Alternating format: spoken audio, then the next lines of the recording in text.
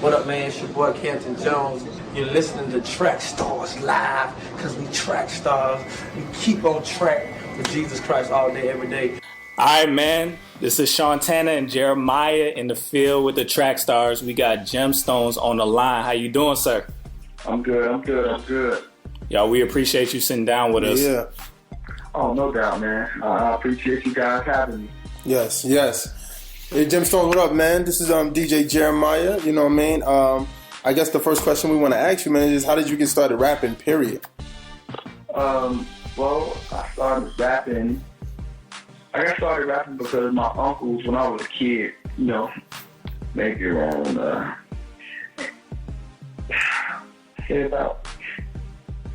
when I was young, my uncles were into music. They were like singers and dancers. And I would always watch them rehearse. I come from a musical background. My entire family sings. And was actually one of the older guys that used to spend outside on the block when I was like a little kid, like, you know, second, third grade, around my grandmother's house. He was selling drugs, and in between selling drugs, he would sit on a fire hydrant and rap. Oh, wow. He would rap his verses in between selling drugs. And so he would entertain me and my other cousins. And so we was blown away by it. And it was like, at that point, I knew like, yo, I want to be a rapper. Back when it was like really good and dope to be a rapper. Right. Everybody said they rap now. Yeah, that's the funny thing.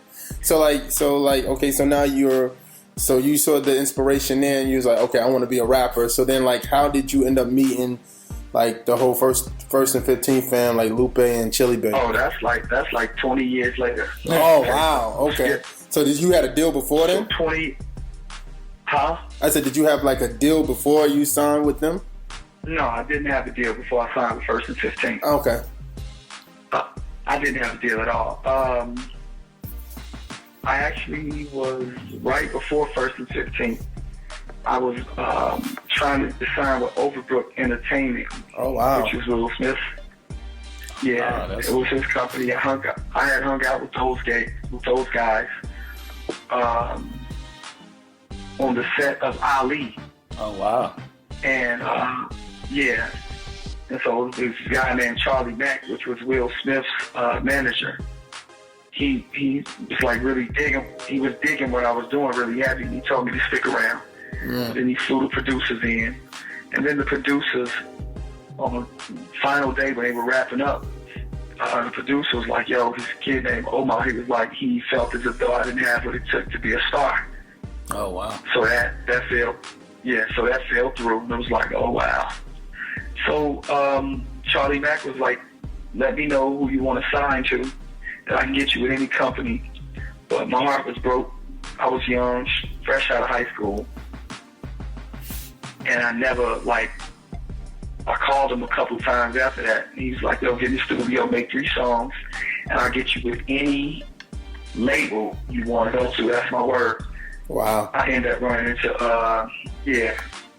after that I was gone though. I was like, my self-esteem was broke. I was finished. I understand that. So after, not too long after that, I ran into Lupe. And it was, I actually ran into Lupe and Stack Bundles.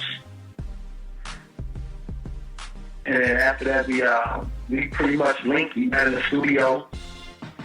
He came to a studio session. You know, I always tell people this was before Lupe was where he is now. Right. He was just a rap artist on the scene trying to come up at the time in Chicago, which we all were. Right. And so we ran into each other in the studio. I had never heard of him. He never heard me. He heard me rap. I heard him rap. I liked what he was doing. He knows what I was doing. And after that, it was history. We started making music together before I knew it. The contract was in my face. I signed my contracts. They gave me an advance of $5,000. I blew it all in 1 week on clothes. Oh, yeah. That was the most money at that time I had ever seen at one time in my life. I feel you. I bought me a couple Pelly jackets, jewelry. Dang, that's throwback. Oh, yeah. I remember, and I was finished. Like, I bought like 4 or 5 pair of shoes, 10 pair of jeans, jewelry, and I was finished. Wow. And I gave the rest of the money away with my cousins, and I was back broke again. So that's how I started. Got you.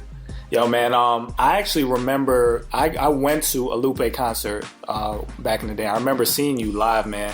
And I just remember being blown away at your delivery and your ability to sing, man.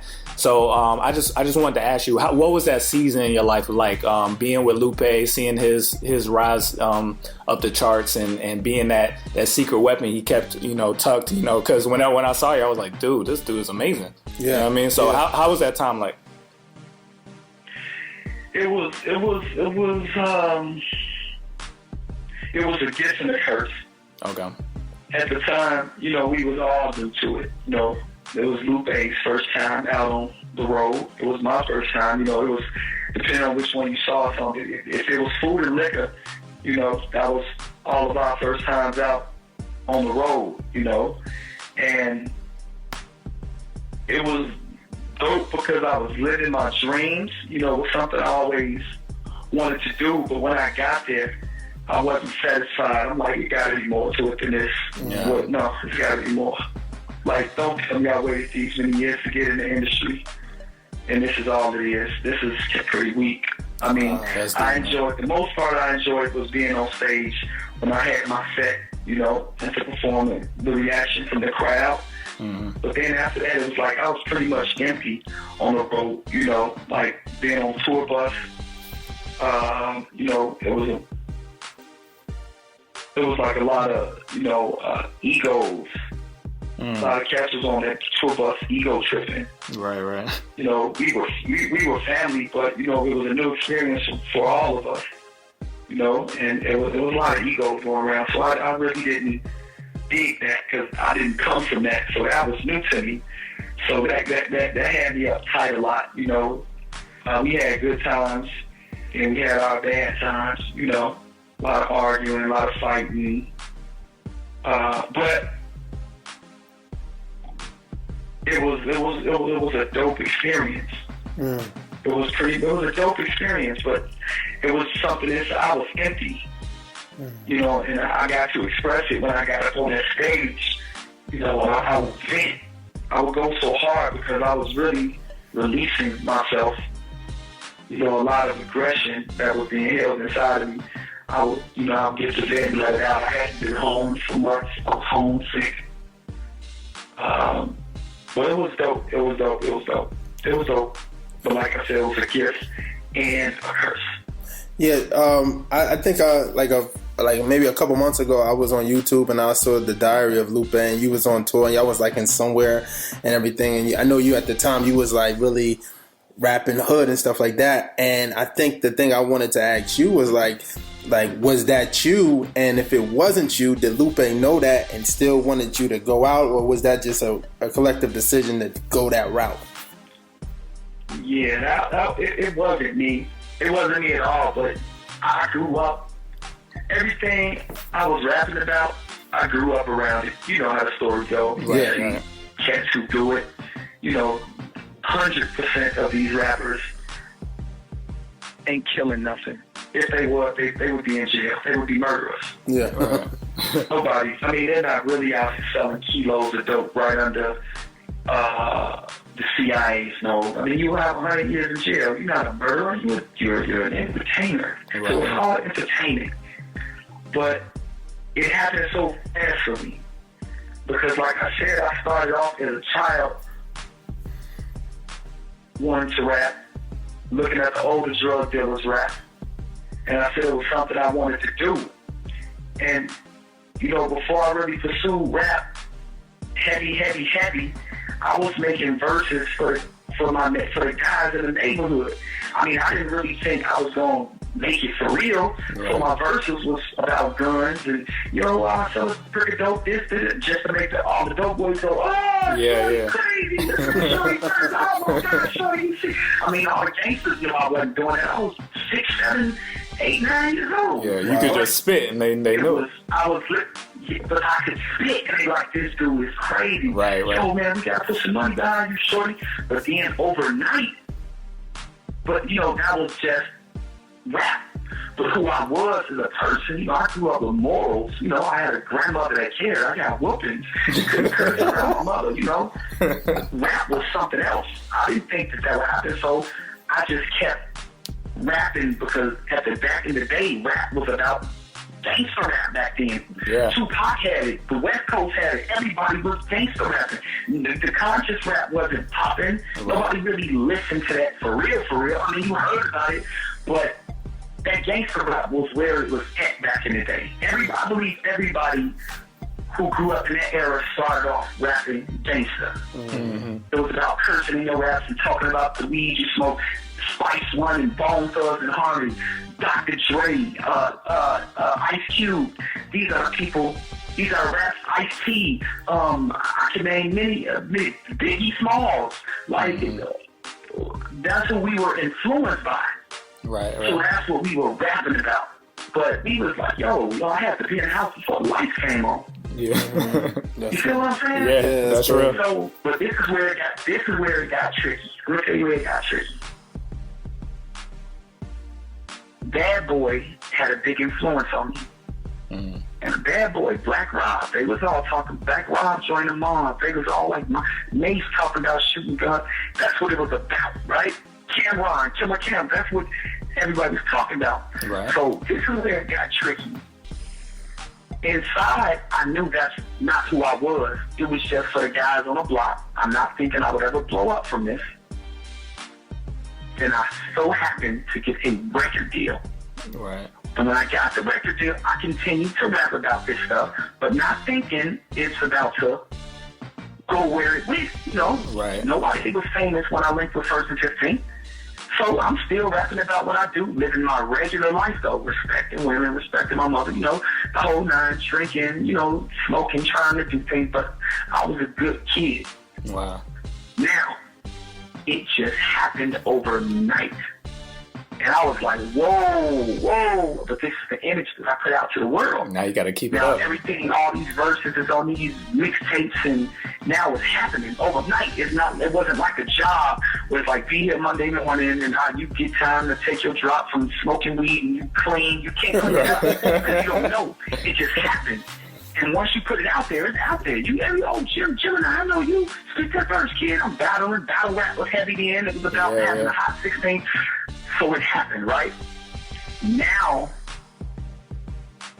even at the time, Lupe was rapping gangster. He talking about, you don't want to see the pop, flipping keys, birds. That's what it was all about. Right. But then it got real. It started getting real. Like, oh wow, this is real. And it came to a point in my life where I was starting to clash. What I was talking about wasn't the way I was living. You know, when you spoke to me, it's like, wow, this dude actually really respects women, but when you listen to his music, like he's disrespecting the heck out of all these women. Right. It's like, Stone's like that type of way. He don't care, like he's really a cool dude. So then it came to a point in my life where I was like, I was uneasy with that. You know what I'm saying? Yeah. I would always tell Lupe, I was like, yo, this ain't what I want to rap about, but that's what I got my deal for. Right. Mind you, it's business. This is what I got signed for. So as I began to wake up and grow and learn a little, I started getting uncomfortable with this situation that I was in more and more. I would always tell Lou, like, yo, this ain't what I want to do. This ain't the music I want to make. I want to make music about helping the world and just doing it. And we would have these deep conversations all the time while we would drive. And he was like, okay, just do it. Do it then. But then somehow I found myself getting ridiculed in the circle with all the rap guys. You know, Gemini, he want to do Christian rap, or he want to do Say the Word rap, and they cracking jokes. So, you know, I wasn't fully confident in who I was, so I continued on. But then there came a point in life where I couldn't go no further. It was like, all right, this is it. I can't do it. And I switched what I was doing. I'm like, then Lupe stopped. He changed, right? Food and liquor was like, it was crazy because food and liquor was like conscious. It was what me and Lupe always talked about. Right. But before food and liquor, it was all gangster rap. It was all shoot 'em up, bang, bang, bang, gangster rap, getting hit from a dang, ice bracelet. Wow. But then when it was time to bring that album out, it was like, whoa, yo, this is what we talk about. Now, a lot of people know Lupe's made it known his faith in in Islam, and you've taken this different turn. Was there ever any conflict on the faith tip, and how did you make your transition and choosing gospel rap? I'm not a gospel rapper. But I've been a follower of Christ. I just didn't know what I was doing. I always, like I said, my life that I was living was the total opposite from what I was rapping about in my rhymes. Like, I went to church. I grew up. My grandmother was an evangelist. I come from a spiritual background. So when me and Lupe, man, we barely spoke about rap. We always spoke on world, things of the world, UFOs and, everything. We spoke on comic books and just, we spoke on some of the craziest things. That was the stuff that you heard on Food and Liquor was the stuff that me and Lupe, that was our conversation. Wow. Everything, that was the stuff we talked about. Right there. Those were our conversations. We spoke of religion. And, I'm like, Lou, how do you know Islam is the right, path to go? What if it's not? What if Christianity ain't the right path? But we was friends. So it was really no conflict. He was Muslim. I was a Christian. That was it. We kicked it, ate food and pizza every day and gyros and just kicked it. That's what we did and talked about. Everything else is music really played a small part in our relationship. Wow. I want to ask you this because that leads me into my next question.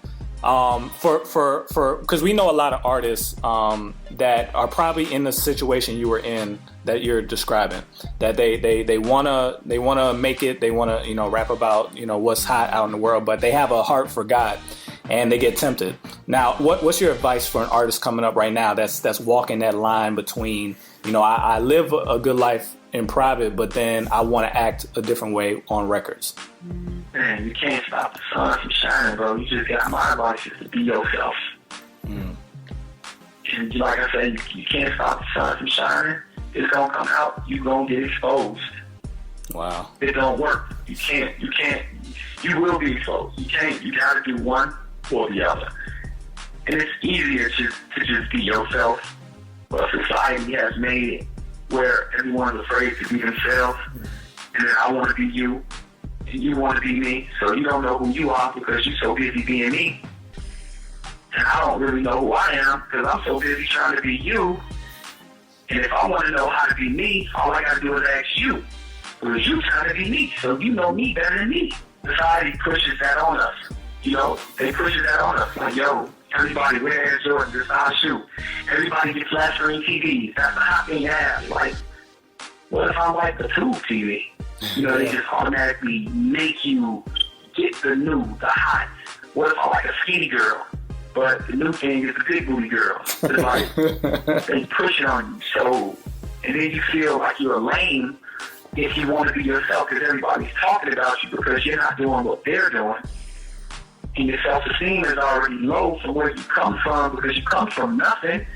You know what I'm saying? Most of these kids, their background was terrible. No father.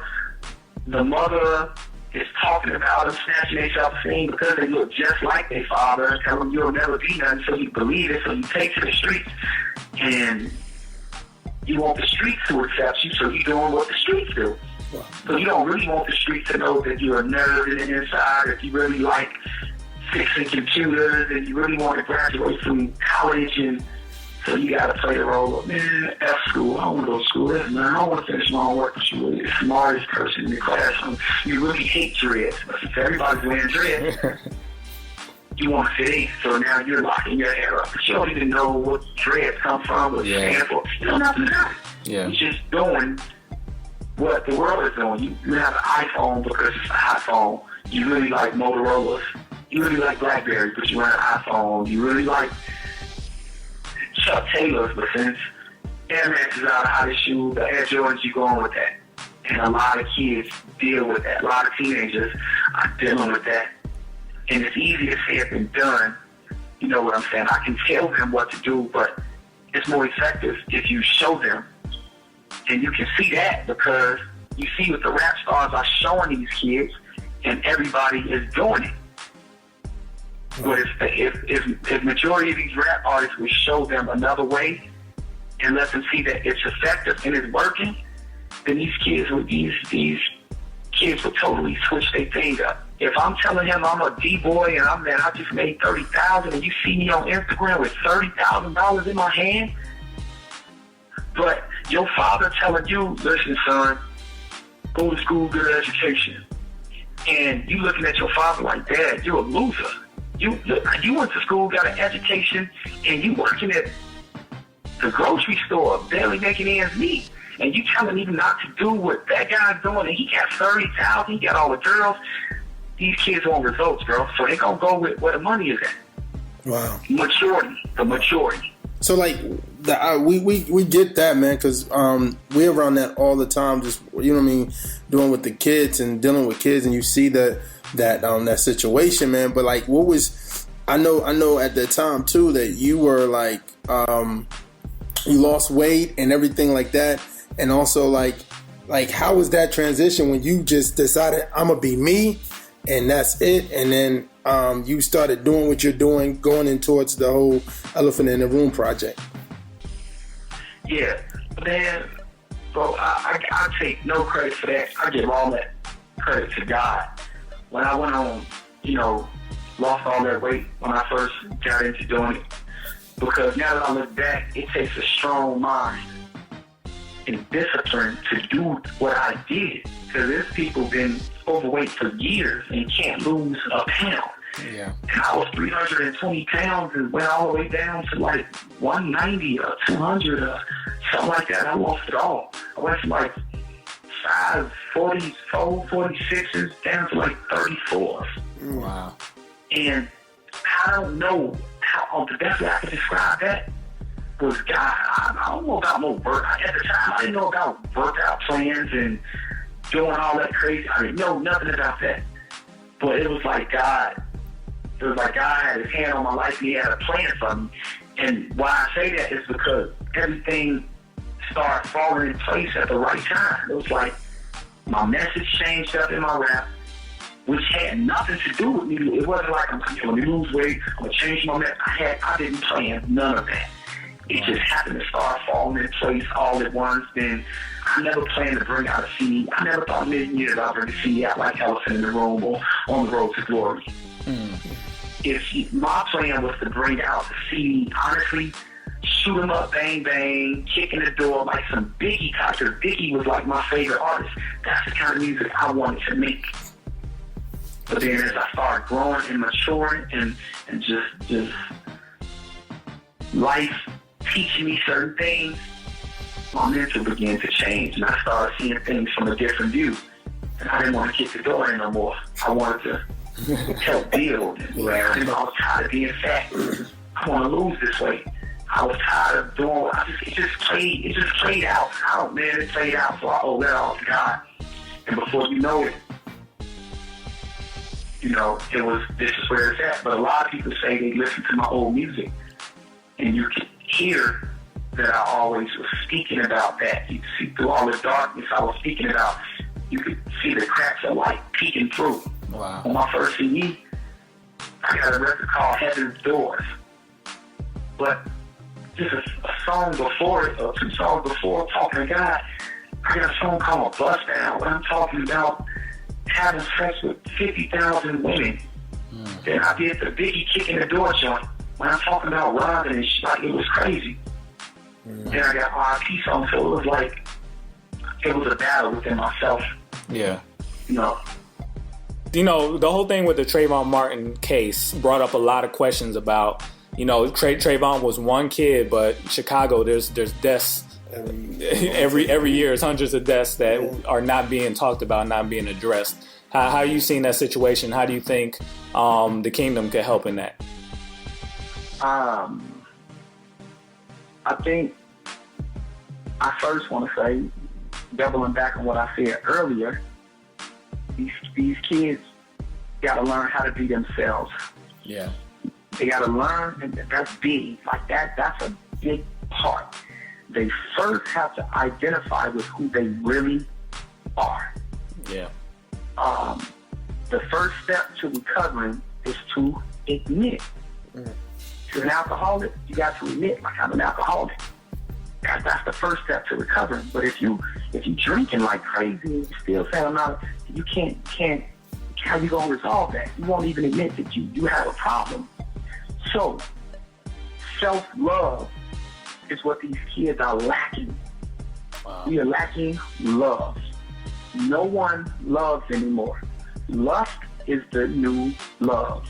Everything is too quick. Everybody want a quickie.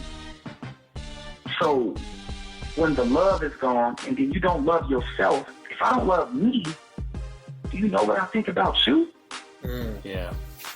Wow. So when I got this gun on my waist, or when I'm high and I'm doped up off these drugs, and I'm listening to Gucci or whoever I'm listening to, and they're persuading me to do what I want, to live the life that they're living, that they're not really living, and the environment that I'm in, and I already got this, I don't get the F attitude, I don't know who God is, and like I said, I don't love me, so you know what I think about you. Wow. It has to be first self-love. Secondly, we have to step up and be role models. I think the elders are lacking, in doing their job. You need to be more effective in what it is that, and being a positive influence on these kids, because the shorties is running it. And the older people are saying it's like it's the young against the old. The older people are now running in fear of these young kids. But if we step up and do our job, they're going to follow. Like I said, they want results. So we got to get on our job in order for them to respect us. And once we take a stand, they will follow suit. And I guarantee you, and what I mean by taking a stand, I mean by taking a stand as in, being held accountable for some of these shorties that we see on the corners, selling dope or robbing. We sit up and have conversations with them. And these are our little cousins and friends of our cousins. We sit and go, oh yeah, you hear them talk like, yeah, I stuck through the, and instead of us, stepping in and saying, bro, that's not judging them, but stooping to their level, getting in, tuning in exactly where they are, and then opening up to them on their level. And until we start doing that, and then pulling them, giving them an antidote to their sickness, it's going to forever be. But that is the solution to it. We got to start doing our job, bro. Yeah. We have to. I mean, because when I was coming up, my uncles kept a foot in my blood, and I knew certain things what not to do. I knew, if my mother told my uncle it was a rap. And it's the same thing, it's nothing new under the sun. But we stopped doing our job. We stopped caring. These kids don't know how to pray. We need to start praying more. And I ain't talking about religion.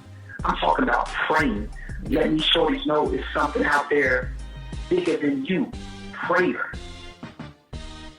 So until that starts happening, it's going there will be no solution. That's good, man. That's real good. Wow. Good stuff, sir. Yeah, so that's what it is, man. Those are my thoughts on it. I appreciate that, man. That's gonna make a big difference. The Trayvon Martin, the Trayvon Martin thing, that's like something else. Yeah.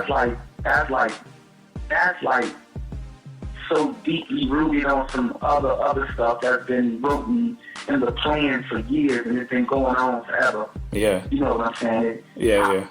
I mean, I hate to say it, but I'm not glad that Trayvon Martin's dead at all. But I'm glad that government failed a lot of people, because a lot of people put their trust in this government, and the government let everybody down well, didn't let me down because I already knew that it's a dirty government. This system is dirty. But they did it. They got gangster. We all know that dude was bogus for what he did, and he got off. Yeah. He walked away scot-free. But it's a lot of people that believe in this judicial system. You know, and I'm glad that they showed their hand in front of the world so now people can see what we're dealing with now. So just know once you in that situation, don't think just because, you know what I'm saying, that man, they'll do you too. If they did that, you know, they was exposed. They exposed themselves. So I'm glad that they exposed their hands. And a lot of people who've had their trust in the judicial system and in the Polish government for years can now see what's really going on.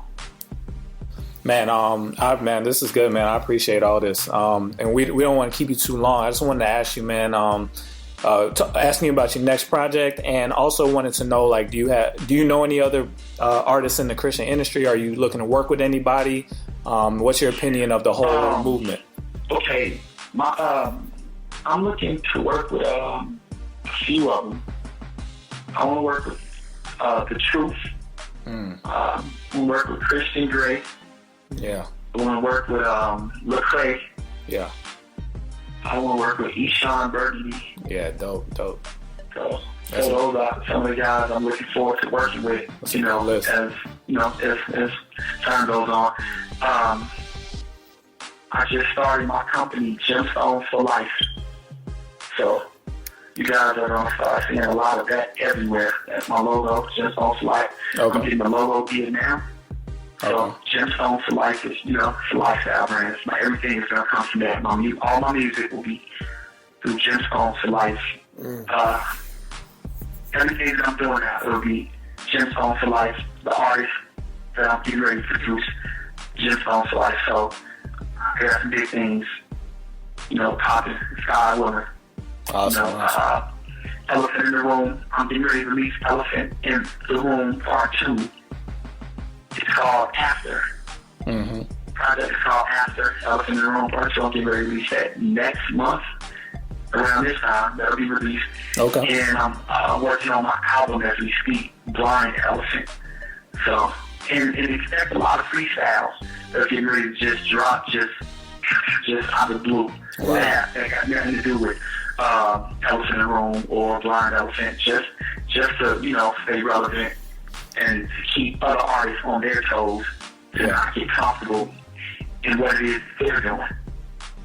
Wow, that's some good news, man. Make sure you send those our way. We would love to play that. Yeah. Oh yeah, no doubt. Okay. And I will definitely, when I drop something new, I will definitely give it to you guys fresh off the press. We appreciate that, man. Actually, before we did this, I'm actually sitting down here at the table writing to the Jay-Z beat. You know I got it.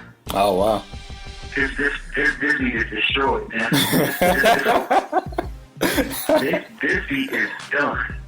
I'm halfway through it. This record is done. Like, this record, and I humbly say that, but this record is finished. Yo, put that on wax and send that over as soon as you get it. Yeah. So, I don't even know what I'm calling it, but this record is murder. Boom, boom, boom, boom, boom. We only need one more thing from you. Just need that drop, man. What up? This is Gemstones, representing Gemstones for Life, and you are in the field with Trackstarz. You already know what it is. Yeah. There will probably never be